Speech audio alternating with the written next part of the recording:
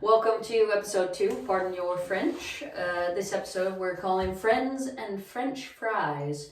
And it's gonna discuss a little bit about how we navigate the idea of building friendships, both with English speakers and French speakers. Yeah. Out here in rural France. Rural France. Like, you have to plan and make arrangements to have a social life. We kind of do. I mean, I think we're only 5 minutes from Ribrac, which is like a big market town. There's lots of British expats, more and more Americans coming. So if you're a real social butterfly, you have to really know that you're going to have to put in the effort and really make the time to make it work, really. Because it's I guess when I moved here, it was a natural... I found friends. One of my really good friends here, Natalie, I was walking around from my main house to my sheet in my dressing gown. And I was thinking, I won't be seen. No one's going to nip in. And I was like, oh God. Who's that? Like this little mini drove out, hello. And I was like, hi. Sorry. I'm in my dressing gown. And she was like, straight away we just clicked. She was like, mate, don't worry about it. It's fine. You're in France. And looking back now, I think most people that do move here, you go in this process and then you have to learn to filter. And the golden rule that anybody would tell you in not just France, but any sort of country where you are an expat is if you wouldn't be friends with them in your home country, don't be friends with them here just because you speak the same language.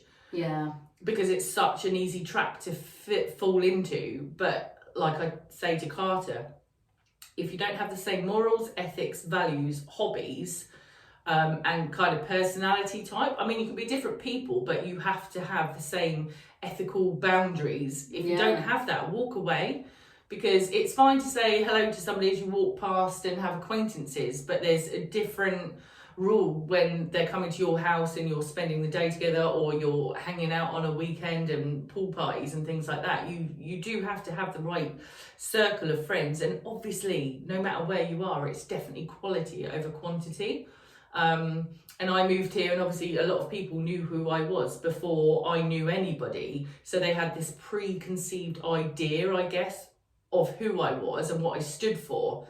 And I was like, oh my God, these people don't know me at all. Yeah. And I always remember who I find him an incredible person, Dan. And he always said, you're so not who I thought you were. Yeah. And he was like, when I first met you, I just thought you were this real ditzy, blonde fool. And I was like, I'm still that. And I'm okay with that. I can be. Yeah. But I would so much rather be underestimated in who I am as a person than overestimated. Yeah. You know what I mean? And I have massively learned that, just in general life experience, that silence is the most powerful conversation that you can give to people. Because I don't tell people my next move, I strategize and I plan and let things happen organically, but I don't ever tell people what I'm going to do until I've done it. Like fly under the radar kind of thing. Yeah. And I'm trying to teach Carter that, because like I get it, people get excited about doing something new, or a new project or a podcast or a film or a TV thing. And I'm like, mate, you just need to keep it stum until you've done it. You know what I mean? Yeah. So obviously you're my first American friend, and I love you for that. Woohoo. And it's I don't know, is there a massive difference between American and English people? I think Americans are more unfiltered in like up front, which I really respect, but English people are very nice to your face and awful behind your back. Yeah. And the French aren't like that either. No. Well, but that's how I felt for Simon. Basically, somebody had told me, oh, Simon, when he comes back, you'll like him. I think you guys will get along great. And I was kind of put off by that because I don't have a big filter. I just say what I'm thinking all the time. Yeah. And it turned out that he's from Yorkshire, and the Yorkshire personality, you know, say what you think and do what you say. Yeah. And Yes. I was like, oh, it's so refreshing, because I'd spent something like 9 days with all these other English people, southern English people, and not to say anything bad toward the way they are, but you know, we were eating at restaurants, and you know, you get your steak and your steak's not cooked properly, and the server comes and goes, is everything okay? And they're like, And we yeah, always oh, go, yeah, great, yeah, thank you. it's lovely, thank you. And Yeah. then you just know that as soon as they walk away, they're like, steak's not cooked right, just won't come back here. And I think it's hilarious because it's so not how I am. I would just be like, well, my steak's a bit overcooked, but like, I'm still gonna eat it. It's true, because we are so like that. But going back to like friendships and things, I think it's so important that you find the right groups. And I think I was off to not a bad start, but I had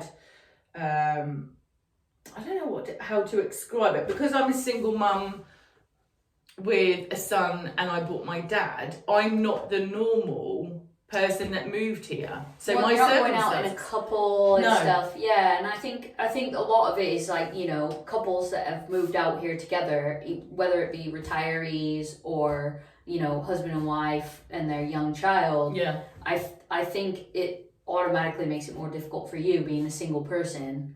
I struggled a lot when I first moved out here, because I come from a place where you know, you weren't necessarily hanging out with like the girls. You go out in a couple and the girls hang out with the girls and the guys hang out with the guys. Yeah. I've always hung out with the guys. Yeah. And so I really didn't like that when I first got here, and it created quite a lot of conflict between me and Simon, because he was like, well, you know, we're over here doing guy stuff, you know, drinking pints and playing pool, and you're like, yeah, and you're supposed to be like in the kitchen with the women talking about whatever women talk about. That's and like I was my like, nightmare. Yeah, it was my nightmare, because yeah. I'm not like that. So I can imagine for you being a single person, like, if you move to any different part in England or America, you've still got to start over again and build friends and networks, haven't you? Yeah, and like, I mean, I've always said the only reason I'm able to make friends is because I have a lot of hobbies.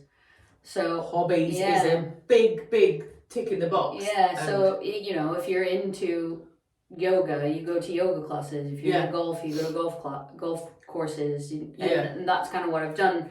You know, and even if it's like, well, this hobby isn't the one that's my ultimate passion, but I know that somebody there is going to have this in common with me, and I can at least start there, you know. And you think, oh, you've got a starting point. Yeah. Oh, you're really like pretty good at golf. I'm good at golf. Yeah. What else do you like doing? Do you find, question then, okay, so do you find like, oh, this Mike over here likes golf, you like golf, you both enjoy playing golf, but do you then find Mike's really fucking boring?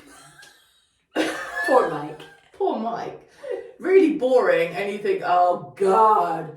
Do you know what I mean? You would never want to be his friend, but do you fall into the trap of being friends with Mike just because you've got golf in common? No. I feel like, you know, you still have to learn to navigate acquaintances and friendships. Like, it's the same as anywhere else. And in friendship, I find it is a bit more difficult because, you know, at least when it comes to, you know, playing golf, we also do clay pigeon shooting, and we've kind of integrated in that. And I'd say we meet more French people playing, you know, playing golf and clay pigeon shooting than doing a lot of the other activities we do. But I find that French people are so intrigued by us. You know, like, I'm American, he's English, we live together in France. She speaks French, she can translate, you know, because that's what I end up doing. Like, if they want to have a conversation with them, I translate, or I just, you know, have my conversations. I feel like they tend to latch on now quicker to wanting to get to know you and become your friend than a lot of the English do. I think, or British. I think I have learned pretty well how to, like, convey that we're not going to be friends with British people. well, maybe it's just because I'm American and they expect me to be like really friendly and talkative and stuff. And when I'm not, it's like a clear sign, like she don't like me. Ooh, Maybe. That's good.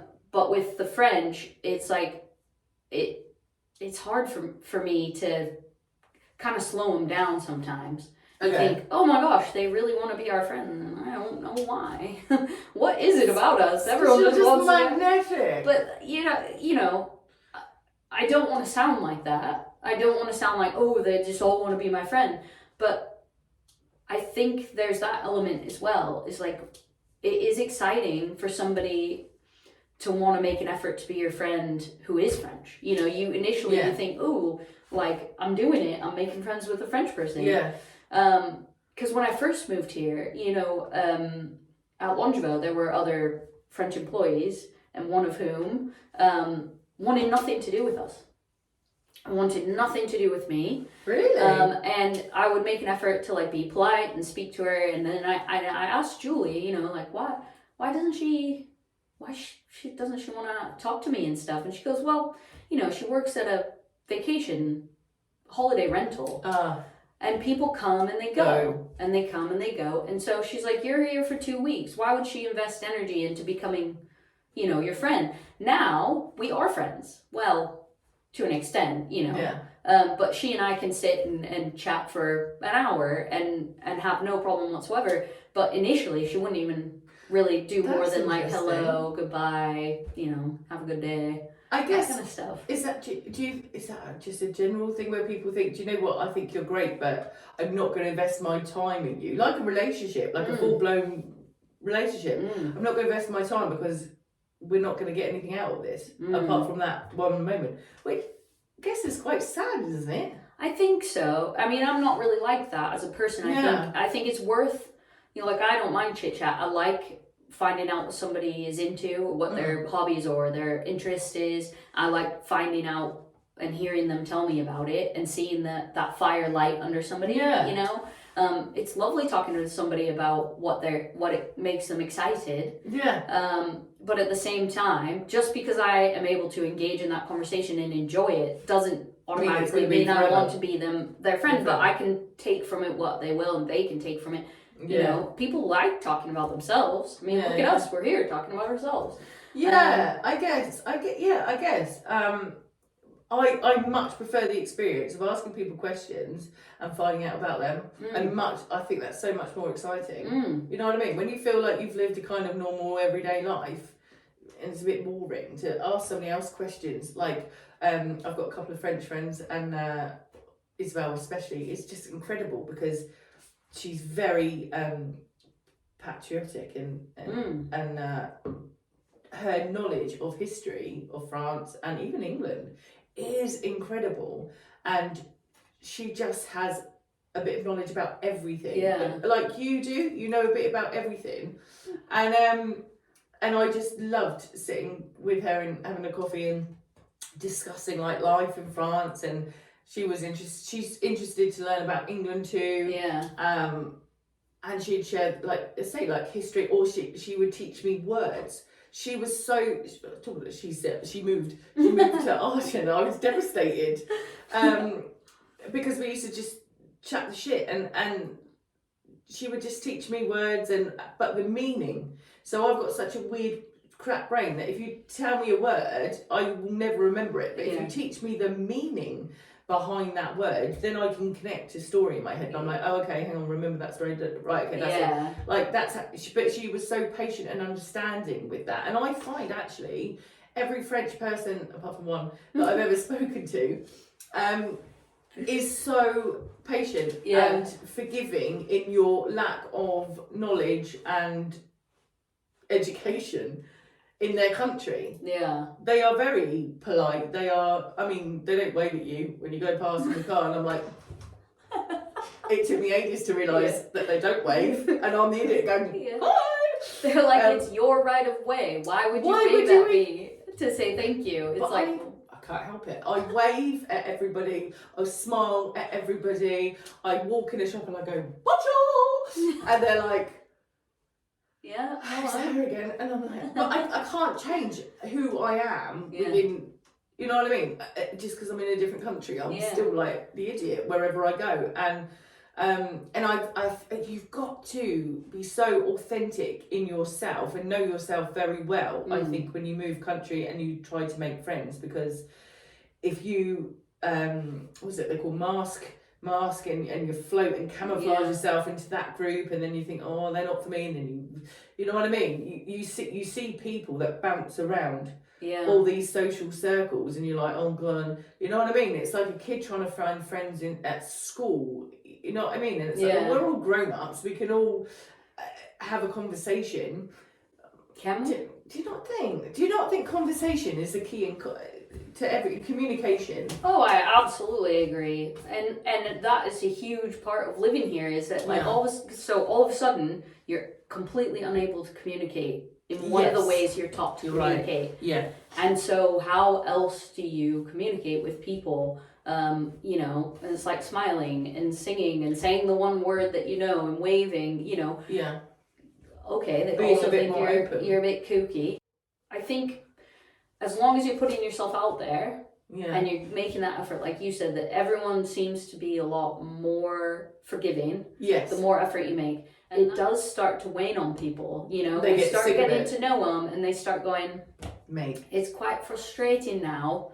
Like, okay, at what point does that frustration translate into action? Yes. You know, when are you going to start? So you and I have talked about this. You've been here 4 years now, you're still not speaking enough French. And I was like, this is a year, because every year you let it go by it gets harder year and harder. You won't, and another year that you're stuck communicating with a smaller group. You know, it is a small world, and the expat community out here is even smaller. Yeah. You know, it's already rural, there's not a huge dense population. So if you can only speak to the other expats in your community, it's going to be harder and harder to find your people and your tribe. But I think for me, I was on that, not like I'm defending myself at all. I know, but like I say, I failed French at school, and I find my brain struggles with it, but I can read it. I can read French and I can understand more. And if somebody speaks to me, I can get the gist of it, but I can't always find the right word to go, that's the broom, or that's the mop, or whatever. You know what I mean? Oh, I do. I still have that problem. And I'm quite brave in the sense of I will go into a shop and ask for something, or I will start a conversation in French with someone, but I don't know. Somehow I put people at ease, and I'm not offensive. I think that's the key. I'm not offensively being like, well, I'm British, you should learn some French. I'm trying to find that, and they can see that I'm genuinely trying, so they let me off that little bit. And not like I want to rely on being let off. I think I got to the point where I moved here, like I said, everybody knew who I was. And I found that so overwhelming and like intimidating when I'd go to a shop and people were saying, not like I'm famous, but in this area, people knew who I was. I'm so glad I didn't know who you were before. But again, if you had seen me on the show, or you'd seen something else that I was on, you'd be like, ooh, you know what I mean? And I could totally understand why people would have that opinion of me. I totally get it. And like I say, I'm glad people took the time to get to know me for who I am. But I think that because before I came out here, I was on like the apps, I was learning, you know what I mean? And I was so excited to learn French and try and master this. And then I got here, and then I actually tried to go, I think I took myself into myself a little bit, because I was like, oh God, and it was, like I said, nice to go to a supermarket and I couldn't hear the chitter chatter. I couldn't understand what they were saying, and I was in my own little bubble, and I felt a bit safe there.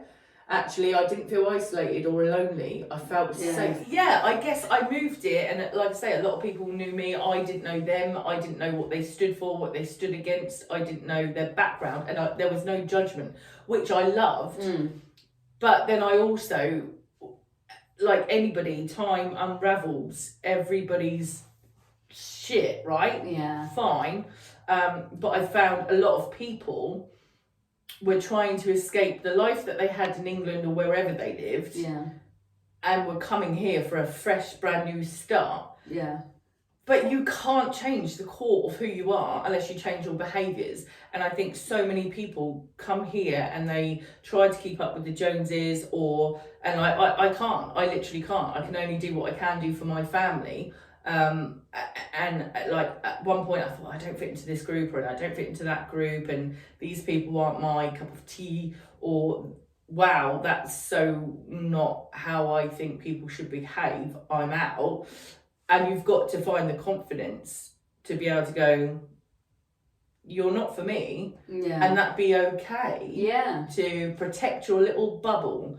I think because I had a lot of infiltration, and I kind of welcomed it because I was like, I don't know anyone, I don't know a thing, and I asked questions, and without me kind of realising, I had this whole network in my little bubble that I was like, I've got caught up in something that I don't like. It doesn't feel good. Yeah. I need to so I had to chop,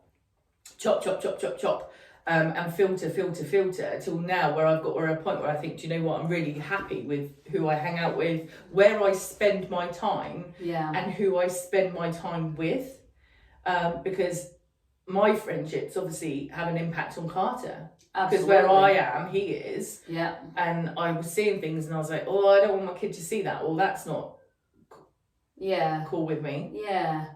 Well, and I think it's probably difficult as well because you don't drink a lot. You don't, I mean, apart from our glass we had. But you don't drink a lot, and I think in my experience at least, expats and British culture, it thrives in this, in our age group at least, it thrives in this space where we all get together, and even if you're just having dinner, everyone's having drinks and getting drunk, and all of a sudden you're with people who, have young children, and both of them are inebriated, and you think, well, it's not really like it would be in the UK. Yeah.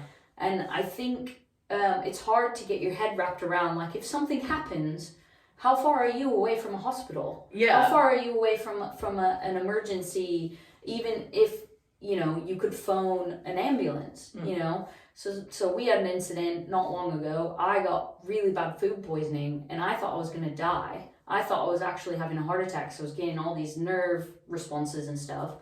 And I shouted Simon to ring an ambulance because I thought I was having a heart attack or a stroke. And I thought, if I, pass out or lose consciousness or whatever, I need him to know to call somebody now. And he got up and he was like, who do I call? What do I call? And I knew he couldn't ring an ambulance for me. So I told him to ring the one person I know would help for sure at 4:00 in the morning, his ex-wife. I knew she'd be responsible. Yeah. And sure enough, she did. She stepped up. She phoned the ambulance for me, and then she was preparing to spend the day in the hospital if I ended up in the hospital with me, just making sure that and it all turned out to just be bad food poisoning, but in that moment you don't know. It's becomes so obvious to you that you're in a foreign country. Yeah. And so it's situations when you're out and you're partying and drinking and people have small children, like, even if the kid gets hurt, how are you gonna deal with that? How are you going to cope with that? You can't drive them to the hospital. Yeah. And as a parent, I'm not a parent, but for you as a parent, I would think that is a place where you go, okay, these maybe aren't my people. Yeah. And that's okay. Yeah. But it weeds out a whole lot of the expat community. The expat community, really. Yeah. Yeah. And I guess when I chose this house, I made it very clear on paper of the things that I wanted and I didn't. And I was like, I have to have neighbours. Because my dad's at the time he was 70 when we moved here. I was 39 and Carter was 5, and I was like, I need to be able to have a network of people that if something did horrendously happen, that Carter could run to my neighbour's house and say, Mummy needs help, or Brenda needs help. I did actually have to call an ambulance for somebody once. Because they were telling me they're fine, and I knew from signs of my brother having diabetes and going in ketosis, basically. Was this from work? At work? No, this was here a few years ago from an expat. Wow. Who I kind of got to know, and then long story short, I backed away from. But at the time, she needed a freaking ambulance. I was like, and then it clicked, and I was like, oh my God, I don't even know how to call an ambulance. I called 111. So, you know what I mean? I managed to get through, and I was like, oh, I don't even know where she lives. Yeah. Like, I felt so irresponsible, and I wasn't drinking or anything. I was actually just going to check on her, and I was like, no, she's not right. She needs an ambulance. But I was like, oh my God, these are things that people need to think about wherever you are, England or France or wherever. Like, you need to have a plan in place for emergencies. On your phone, I was like, I don't even, like, I got a new phone, and I was like, I don't even know to, like, get the address for these people. And luckily, they managed to tap my phone to get my exact location. Yeah, that's amazing. And like the pompiers had to come out and like take her away, which is like the fire brigade basically, the first responders and stuff. But I actually called another one of my friends, and I was like, I'm really sorry it's late, but I was like, I don't know what to do here. Yeah. And she was like, I'm coming. So you need to have a network of people that no matter what, like you say, 4 o'clock, I'm coming. Yeah. And be one of those people for your good network. It's fine, I'm on my way. Like, you need to have that more than ever, because you do feel a lot more, I don't know what the word is, like isolated, but vulnerable in a foreign country, especially if you don't speak the language. And then I thought, oh my God, I need to find out what blood type I am, what Carter's is, any allergies. You know what I mean? Have all this information like on my phone, and be able to say that in French. And have like all my like name, address, telephone, everything. So somebody could just flash my phone and have all that information. Like, obviously not here to scare people, but these are just lessons that we've learned so far in our journeys, like along the way. And for both of us to have an experience where we've had to call like ambulances and stuff, is, you know what I mean? Yeah. Because what I try to do is turn it around in my head, right? So I'm thinking, if a French person was in England and didn't speak any English, what would they do? If I'm honest, every expat who I've met along the way or I still am mates with will say the same thing. They've all been through this like roller coaster. Well, I think a huge part of it is because you don't know anyone. You think it's really easy to make friends because everyone who can speak English will talk to you. They're happy. They love living here. Blah blah blah. But then it takes time to learn things about who people really are. And like you said, a lot of people are coming here to run away from whatever it was, their demons or whatever, in their former country. And like, I'm probably the same, you know, like my life was so incredibly different when I lived in California from how it is here. It's not like I've run from demons, and I wouldn't say I'm a different person at all, but like, just, I had a person that I was, that person that everyone knew from my hometown. And I was not, you know, I lived in a small town in the country, so same, you know, big fish, small pond kind of thing. And all of a sudden you come here and no one knows you, and you can go and be anonymous in the grocery store and all this stuff, and you thrive in that environment for a while. Absolutely. But at the end of the day, you need to start making friends. And when you start making that effort, you realize everyone wants to be your friend until you actually learn anything about them. And then it's like, oh yeah, I don't want to be that person's friend. Or like, why do they still want to be my friend now that you know, we find out we're from completely different ends of the spectrum and different moral, you know, compasses and things.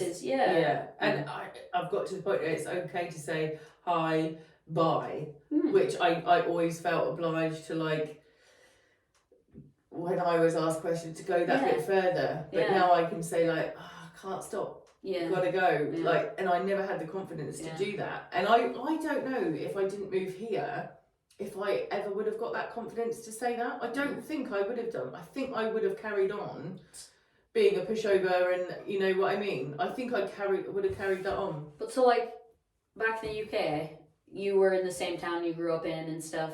Or not far. Yeah, not far. You knew where people. Everywhere you go, you could, like, you'd run into people you hadn't gone to school with or whatever in the supermarket and things like that. And it's like, over time, you develop the ability to not say hi to those people, don't you?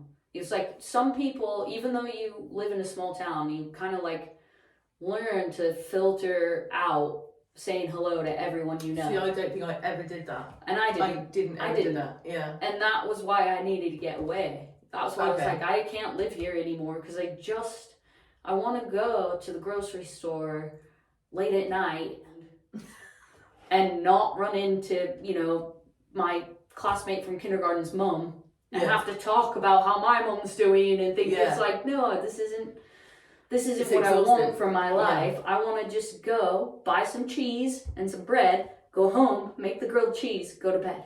Yeah. You know, that was my goal, was to be able to just like, I wouldn't necessarily say I've done it the right way. I wouldn't necessarily say you've done it the right way, but we feel comfortable. Where we're kind of. Only now do I feel 4 years in that I'm actually starting to bed in. Like even when I like go to pick her up from school and I drive in my driveway, I still go, this is my home. Like I'd never want to take that away from people. The joy and the fun and the adventure. That is for real. That will always last on this journey. But you just have, like I say, if we can give some advice to you guys that would prepare you to come on this journey, you know what I mean? It's almost like the stretching before the workout is what we're trying to do. I think, like, you know, stretch those muscles. Think, you know, if I wouldn't be friends with you in England, why would I be friends with you in France? Just because we speak the same language? Like, absolutely not. And have boundaries. You know, some of the healthiest, happiest people I know here are like the families that just stay together, and then maybe once a month they go out and socialise. You know, and they have a lot of French friends compared to just English friends. Some Americans, not many. No, but I mean, like, I think of it, I even in a much clearer and more obvious way. Like, the US is an enormous country. And when people ask me where I'm from, I say California. I've got a friend who's from Indiana, lovely bloke. Just met him, he's moved out here, and his wife, like, we get along great. But when people initially were like, oh, there's another American at the golf club, and I was like, great. Because, just because they're from the US doesn't mean that you've got anything in common apart from you were born in the same country. These days, it means they could have very, very opposite opinions to me, you know. Religious, exactly. And so I would never just be like, oh, there's another American, I want to go chat to him. That's like saying you're a boy and I'm a girl, we must be friends, or like we're both girls, we must be friends. It's like, you're human, I'm human, we must be friends. No. You're just because you're British, like, well, they grew up in Edinburgh and you grew up on the South Coast, like that. Those are worlds apart. The similar distance to the distance you are from here to there, and you wouldn't just assume you're going to make friends with every French person who's from here that you meet just because of the proximity. On that note, that was episode 2. We hope you have enjoyed it, got some hints and tips and had some laughs along the way. Send us any DMs, any questions that you have, and if you want to connect with people, we can obviously do that for you too. And peace out. Bye.